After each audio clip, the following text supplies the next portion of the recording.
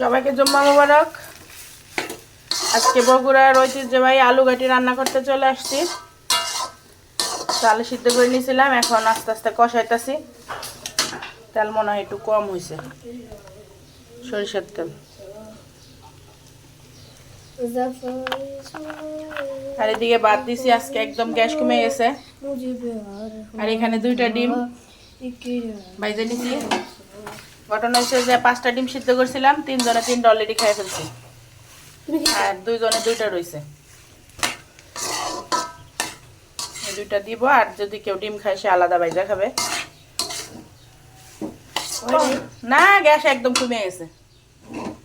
আর এদিকে এই যে পুঁইশাক রান্না করছি শুটকি দিয়ে, চেলা শুটকি দিয়ে পুঁইশাক, খুব মজা হয়। সাথে আছে করলা ভাজি। তো ভাবছিলাম গ্যাস কমে দেবো, সকাল সকাল রান্না শেষ করবো, তারপরে সেই গ্যাসের জামেলায় পড়ে গেছি। বাতি কুটকুট করতেছে। গ্যাস মধ্যে তো সবাইকে বাই দিয়ে দাও। বাই। বাই দিলে কি তুমি মোবাইল পাবা? অন্য দিক দেখো।